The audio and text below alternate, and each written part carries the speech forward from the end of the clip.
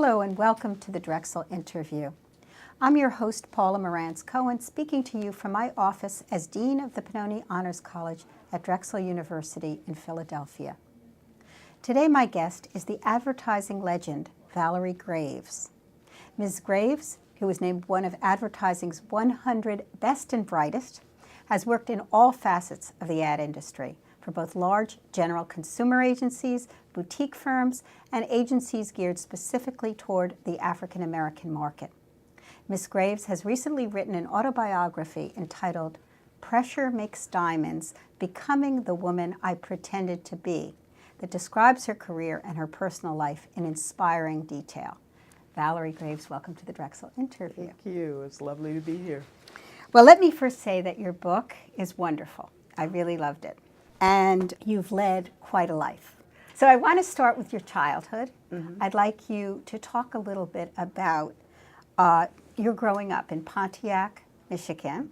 You were born on the wrong side of the tracks or the lake, so to speak, Mud Lake versus Crystal Lake, as you explained. Could you tell us a little bit about that? I think the opening line of my book is, in Michigan, it's impossible to be very far from a body of water. And I think the actual figure is 6 miles. You can't get away from water in Michigan. So because of that, even public housing projects could be built on the edge of a lake. When I think about it now, I think that probably the lake was polluted just because of the construction of the housing project there. They probably just dumped everything in the lake. So it looked very pretty. And the real name of the lake is Crystal Lake. But the project side of the lake was called Mud Lake. And it was, in fact, muddy in its environment, in its environs, in the surroundings. It was kind of muddy and full of cattail reeds and that kind of thing. And I think they left it that way because there were so many kids. They didn't want them wandering back there and falling into the lake and drowning. But there was a big divide. There were the projects on the one side of the lake, and on the other side of the lake there were really nice little single-family homes in an area called Washington Park. So they lived on Crystal Lake and we lived on Mud Lake. So my sense was of your wanting to get out of Mud Lake as a child. I mean, things changed when you look back retrospectively at a later point, but the book is so much about different feelings about your life at different points of your life. But one thing you do mention is how you were identified as special early on by being seen as smart. So that was something that you were labeled very early. And why was that? I'm from sort of a smart family. My mother's smart. I had 2 brothers who were smart who came before me. So they were sort of known for that. And I don't remember. Being labeled as smart is the first thing I ever remember knowing about myself. My family, my great-grandmother, my aunt, people in my family just always talked about me being smart. And you should be a lawyer because, all you do is you talk. As soon as you learn how to lie well, you'll make a great lawyer. I remember hearing that. So it was just how I identified myself. Do you think that was your great inheritance? I mean, when you think about, I guess, children moving forward in life, to have that label smart, that more than wealth, maybe, more than other things, may have been something that propelled you. It seems to me, reading your book, that you had to live up to that label. Well, that's certainly true because in the Black community, smart children are loved. I think they know the other kids don't like you very much, and so they try to make up for it. But in my church, in my school, and sometimes those 2 things overlapped. My first grade teacher also went to my church and was kind of aware of me before I even had her in first grade.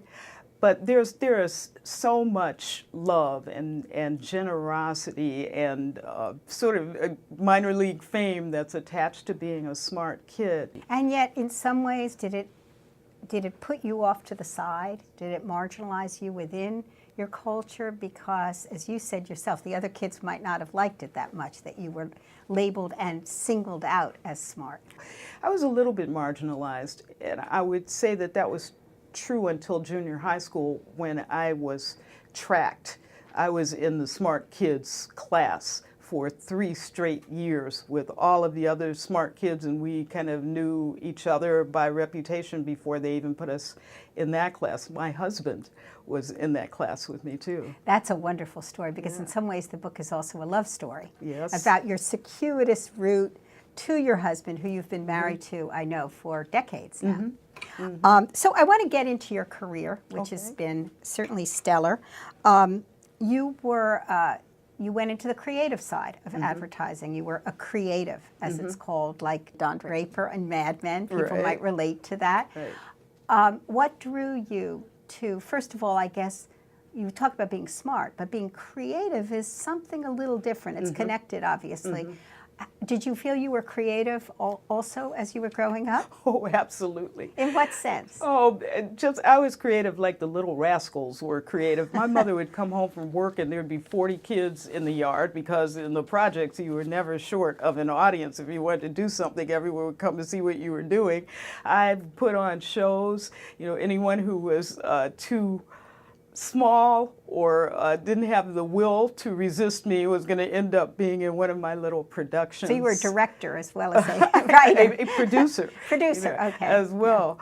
I was director, producer, participant, whatever was required. But probably in 8th grade, I created a program for our junior high school called Personality Week, and I was just kind of the self-appointed producer of that because it was my idea, but it was an enrichment program for the girls of the school in which we brought in speakers on various topics, careers that we might aspire to. We had a fashion segment, we had a big fashion show, and there was also a contest for Miss Personality, which I had no shot at winning, but it was okay because it was my creation.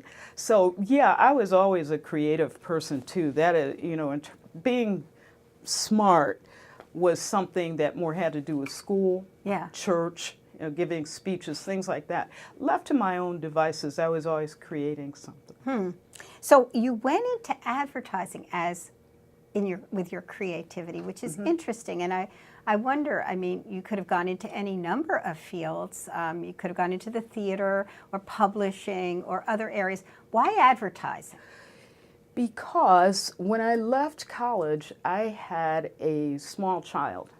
I was that 24-year-old who had an 8-year-old child. So I couldn't really leave Michigan. My entire support system for Brian was there. And I looked around me and I thought, well, what are my options? What could I actually do? Well, I could go into publishing. I could go into advertising.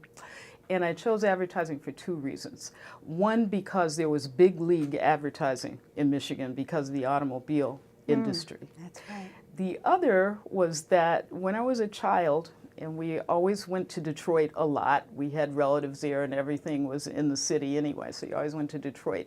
The route before the expressways was down Woodward Avenue.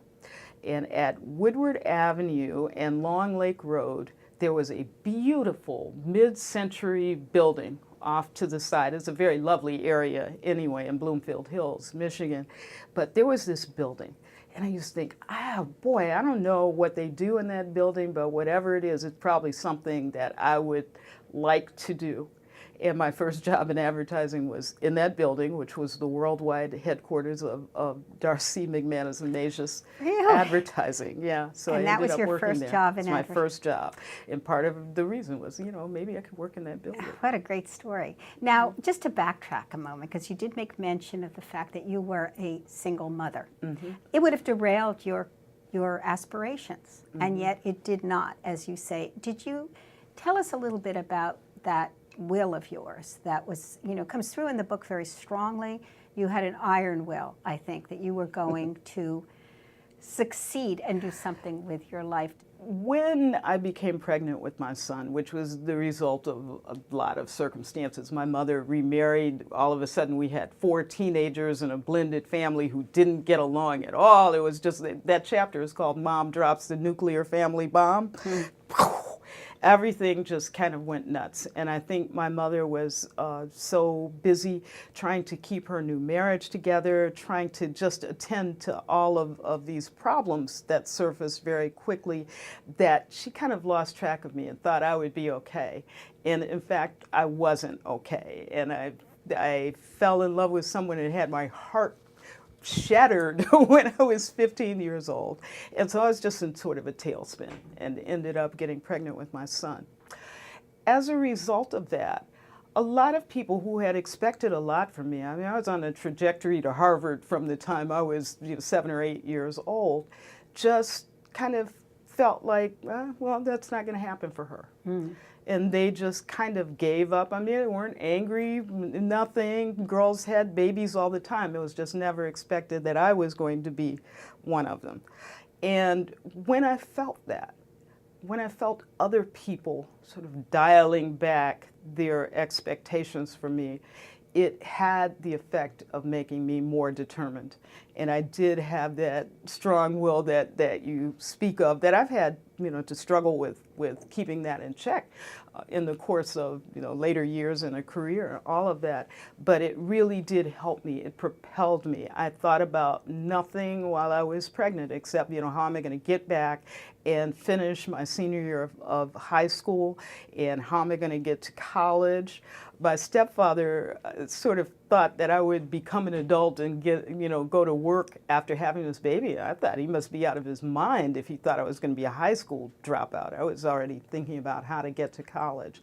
So it was a combination of my own long-standing expectations for myself and the fact that I saw other people starting to not have expectations of me, that I couldn't deal with that at all. That withdrawal of expectations must have been so painful for you. Yes, it was. I can imagine. So tell us about how you got into the field of advertising. I mean, your first job, you say, was in that house, that mansion that you had seen. How did you get there? How did you get in the door? This is funny. My mother, who knows no one in advertising, knows nothing about advertising, called me up and said, listen, I was reading in the paper that the president of Darcy Advertising gave a speech at the NAACP Freedom Fund dinner and said that they're looking for African American people. We were called Afro-Americans in those days, but they couldn't find any. You may hear that tomorrow from someone in advertising because it's pretty much the same thing that's being said now. But she said, didn't you say you sent them a resume? And I had. And so when I called them, I think, they were afraid that they were going to get embarrassed by the fact that the president had made this speech. And when I called them, I just said, well, no one ever contacted me. And maybe, because I live in Pontiac, as opposed to Bloomfield Hills or some of the surrounding affluent suburbs, you might have thought I might be African American. They gave me an interview right away. I had, by that time, been doing a little writing professionally, mostly about music. I also had entered the Mademoiselle magazine College Board competition and made it through the first round. So I had that entry. So I had some things that I had written that I could take in and show them, and they said, okay, you can write, but we don't know if you can do advertising. So take these ads home and redo them the way that you would do them and bring them back. And I, of course, was back in the blink of an eye. And I got hired as a junior copywriter. I think partly because they saw that I could do that job, and partly just because they didn't want to be publicly embarrassed. Isn't that interesting? That was the time period. Yes, and you took advantage of it in an interesting way, which was strategic. Yeah. It's interesting, you've worked for quite a number of different kinds of agencies. And Darcy was one, and then the second agency were general agencies. And then I think you went to UniWorld next. Or one, I don't know if it was next, but there were lots of things. Career, but then you worked for an African-American agency. And tell us a little bit about that transition and how comfortable you felt, and yet in some ways then you didn't stay at UniWorld either. Oh, I stayed there for a long time. You stayed there for a while, but I guess there were pros and cons to both kinds of agencies. Sure. Could you talk a little bit about that? Well, I went to UniWorld through a circuitous route, too. I had approached them because my brand new husband was going to go to Columbia for a year, and we were moving to New York just for that 1 year and knew we'd be returning to Michigan. So I thought, you know, this would be a great time to go work at one of these new little newish African-American agencies and get some experience. I was really just trying to add something to my arsenal as a writer to make me more valuable in the industry that I was in. And I went to New York and I interviewed with UniWorld after a friend kind of called Byron Lewis, who founded the agency, and said, you know, you should meet Valerie Graves, and, you know, she's great. So I went to New York. They hired me. Alvin and I got married and spent all of our money on this wedding, but we were all set up for New York, and I got a letter and a small check from UniWorld saying that they would not be able to offer me that job. So I didn't go to work there when I planned to. But over the course of the year that I was in New York and working for J. Walter Thompson, which was another big, you know, international agency, UniWorld offered me a wonderful freelance assignment, and so we got on better terms. And they, over the years after that, there were 3 more years, I think, they would call me when the general manager told me at one point her job was to call me once a month and offer me a job, because it wasn't easy to recruit people like me from general market jobs to come to these little African American shops. And when I went there, I found out why, but I didn't care. You get written off. You get written off by the client? By the general market, forget it.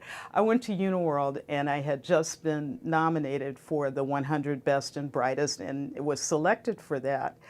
But I was nominated by a general market agency that I had been working for. Once I went to UniWorld, I apparently went from being one of the 100 best and brightest in the industry to a person who had no value to any general market agency. I was never recruited by another agency once I went to UniWorld. I was recruited by Bill Clinton. I was recruited by Motown Records, but never by another general market advertising agency. That's so interesting. I wonder if, well, now the whole advertising scene is different. So I don't know if it would be, if you could make a comparison now to to that situation then. But, I mean, the fact of the matter is you were able to do campaigns, weren't you, for UniWorld that had general appeal. Could you describe a few of those? Yeah, well, UniWorld, one of the things that made it so attractive was that UniWorld had the best client list of any agency that I ever worked for, because so many major clients had an African-American advertising campaign, and even more were coming on every day. So when people would say, where are you going? I'd say, oh, to UniWorld in New York, and they'd never heard of it. Well, who are the clients? Oh, AT&T, at that time, I think General Motors. Burger King, was it? Oh yeah. Burger King was one of the reasons I really went there, because they were doing like really cool stuff for Burger King at that time. 7-Up, Kodak, just a client list that would be a dream at any agency. So can you tell us about a campaign that you're particularly proud of that you worked on, whether it was at UniWorld or at one of the general market agencies? On Burger King, we had some campaigns where they carved out a little bit of their television rotation for us that our work was always supposed to get. There was one spot, it was my first big UniWorld commercial, called Fashion Statement, that the concept was, you know, Burger King is as unique as you are, and we wanted to showcase the personal style of the African-American audience. So way back then, which was 1986, I think we did that spot, we had guys with dreadlocks, we had women with very distinctive garb, we had the bald head that, you know, kind of took over the world. We had all of these things in our commercial. And the music track that we had sold this idea with was Herbie Hancock's Rocket. And I told my music producer, Bernard Drayton, we want to like do something that's like Rocket. And he said, that's such a distinctive style. And he came back because he knew Herbie and said, you know what, we should just do it with Herbie. And Herbie wrote us an original music track. And I got a chance to go out and hang out with Herbie in his garage studio and create this track. And the resulting spot just took over the airwaves. Our part of the rotation, I don't know, it was some percentage, it was probably in the teens.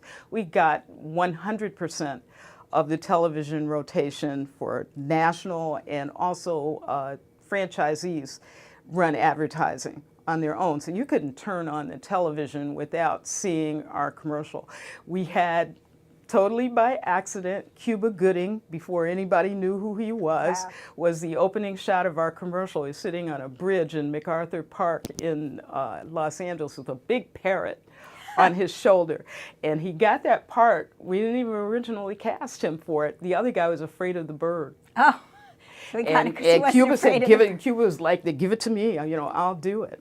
You also worked for Motown Records. Yes. And that was sort of a plus and minus sort of situation from what I could get from your book. But it must have been very exciting. It was tremendously exciting. I mean, I had grown up on Motown. That was beyond a dream opportunity to go there. UniWorld had done the advertising for an event called Urban Aid, which was kind of like Farm Aid or Band Aid, to fight the HIV epidemic in the hip hop community. And one day I got a call from Harrell, who had been the driving force behind that. He was the founder of Uptown Records. He brought us Mary J. Blige, for example, and Heavy D and the Boys, and a group called Jodeci, which became Casey and JoJo. But Andre is a very visionary type of person who had split from Russell Simmons because he had an idea for a different kind of sound. And he founded Uptown Records, which was based on Motown. And so when they wanted to contemporize Motown for another era, they went to Andre.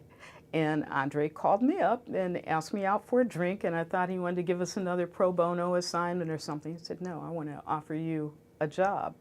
And it just sounded like the best job in the world. It sounded like a dream job. It was a little bit more like a nightmare when I got there. Yeah. But it was wonderful just to be a senior vice president of Motown Records and to learn a new industry, even though ultimately I think it wasn't the right industry for me. You. Yeah. When you look back at your career and you look at advertising as it was, and now of course it's so dominated by social media and the big companies don't really exist in the way they did before. Right. What do you think, what do you miss most? I know that you're really not doing that kind of work anymore, but when you look back, what did you like most? What do you miss most in terms of the way that world was? Well, the creatives were always at the forefront of the advertising when I was there, and in my opinion, they still should be. The technology should be in service of the creative, and it's going back that way now. Oh, it's going back toward that. It is. Everything is digital and social, and it's going to stay that way. It's the wave of the future, and I have no issue with that. I wish I'd had some of those tools because we had very rudimentary campaigns that would point toward the way that the business is today. But the song or the story was king. And I think that they're getting back now to realizing that no matter how many, innovative ways you have to deliver it, if you don't have something that people want to look at, hear, participate in, then it doesn't matter. But I would always, if I weren't doing something creative for a living, writing has really saved me, as it has for my entire life anyway. But I'm reminded of a guy that I saw on the TV show CBS Sunday Morning. He built wooden boats, really beautiful wooden boats. And he said, I see all these people, and they say they're happy, and they look happy. But I know they can't be happy because they're not building boats. Well, and that's how I feel about being a creative. I know that there are other people, and God bless them because they make so many other aspects of my life happen, who do things that aren't really creative in the same way. But I just, you say you're happy and I'm happy for you, but I know you're not because you're not doing creative for a living. So Valerie, you've won so many awards in the course of your career. Which award means the most to you? Probably the Ad Color Legend Award, because it comes from my community and it recognizes having had impact on the industry, which is very important to me. I mean, you can win an award for any individual ad, and I'm very grateful for everyone that I've ever had the privilege to win. But that one means a lot to me because it says, you know, you did something in this industry. It is slightly different than it was when you came in. I think it's true, and I think you're an inspiring role model. Thank you so much. We're out of time. I could go on with you. You have so many stories in your book, and I really recommend that our readers take a look. So thank you for being with us. Thank you so much for having me. I've loved it. Good. And thank you for joining us today at the Drexel Interview.